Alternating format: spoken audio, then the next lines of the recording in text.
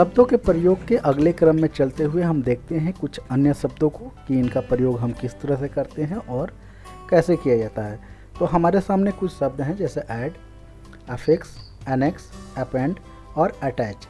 ये 5 शब्द हैं जो कि आपस में काफ़ी मिलते जुलते हैं और इनका हिंदी अर्थ भी अगर हम देखें तो काफ़ी सिमिलर है। तो हम देखते हैं कि एक एक करके कि शब्दों का कैसे प्रयोग किया जाएगा, इन शब्द का कैसे हम वाक्य में और अपने सेंस के अनुसार इनका प्रयोग कैसे करेंगे। तो सबसे पहले हम देखते हैं पहला जो शब्द हमारे सामने है ऐड। तो ऐड का प्रयोग कैसे करेंगे, इसका अर्थ होता है हिंदी में योग करना, जोड़ना या परिवर्धन करना। किसी दस्तावेज में कुछ व्यक्तियों का नाम जोड़ा गया अथवा नियमों का परिवर्तन किया गया, यानी कि कहीं कुछ जोड़ने का सेंस अगर हमको आता है कि उसमें शामिल किया जाना है। सामान्य तौर पर अगर हिंदी के माध्यम से हम इसे समझने का प्रयास करें कि कैसे हम इसका प्रयोग करेंगे, तो अगर किसी भी दस्तावेज या फिर किसी ऐसे जगह पे कुछ जोड़ा जा रहा है तो उसके लिए इसका प्रयोग किया जाएगा। वहीं अगर हम दूसरे शब्द को देखें अफिक्स, तो इसका अर्थ होता है लगाना या चिपकाना।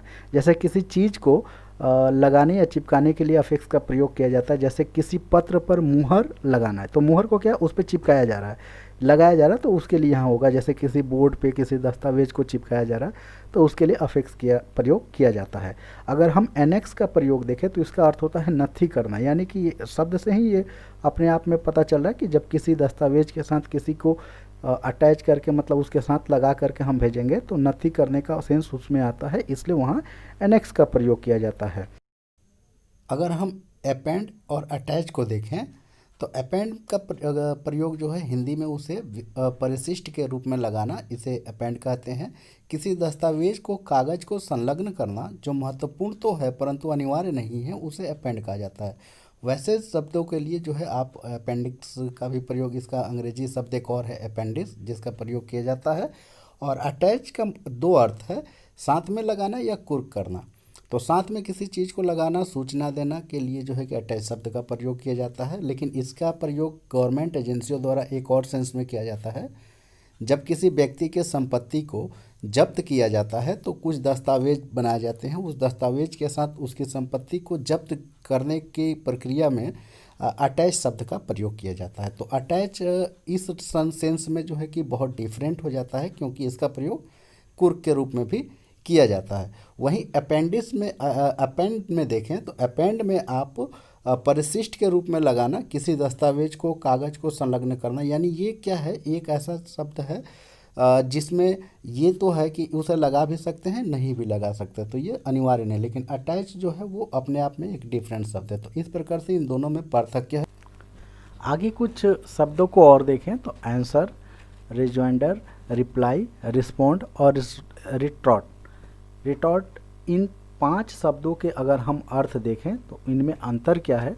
तो आंसर का प्रयोग वहाँ होता है जहाँ औपचारिक रूप से गरिमा के अनुसार पत्र का उत्तर या जवाब देना हो, जैसे अपने पद के अनुसार देना है तो वहाँ पे सिंपली है तो वहाँ पे आपको आंसर का प्रयोग होता है। और रिजॉइंडर का प्रयोग वहाँ होता है प्रति उत्तर, यानी किसी दूसरे पक्ष से प्राप्त उत्तर का, अगर हम किसी कहीं से पत्र प्राप्त हुआ, उसका उत्तर प्राप्त हुआ और उसका हम फिर उत्तर देते हैं और आपत्तियों का उत्तर देते, जैसे कुछ एलिगेशन है उसमें जो जिसका हम खंडन करना चाहते हैं, तो जब हम उत्तर देते हैं तो उसको जो है रिजॉइंडर के नाम से वहाँ रिजॉइंडर शब्द का प्रयोग किया जाता है।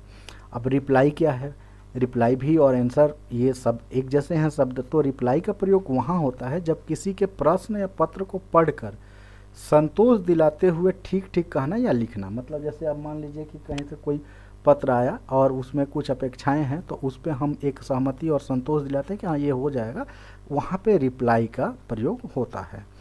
रिस्पॉन्ड का प्रयोग कहाँ होता है, प्रतिक्रिया स्वरूप, इसका हिंदी होता है किसी के द्वारा प्राप्त पत्र की प्रतिक्रिया में के रूप में जवाब देना। मतलब उसका प्रतिक्रिया देते हुए, जैसे क्रिया और प्रतिक्रिया 2 शब्द हैं, तो अगर हम प्रतिक्रिया दे रहे हैं, क्रिया तो उधर से होगी क्योंकि उन्होंने पत्र भेजा और क्रिया किया, तो फिर प्रतिक्रिया स्वरूप जब हम किसी चीज़ का रिप्लाई करते हैं तो उसको रिस्पॉन्ड कहते हैं।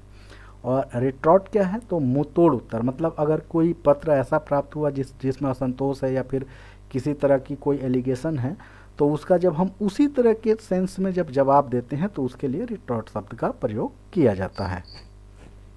तो फ्रेंड्स, आज के वीडियो में इतना ही। मिलते हैं अगले वीडियो में कुछ नए प्रश्नों, नए संदर्भों के साथ। या कुछ नए शब्दों के साथ। प्लीज़ हमारी वीडियो अगर आप लोगों को पसंद आई हो तो हमें लाइक करें, कमेंट करें और हमारे चैनल को सब्सक्राइब करें।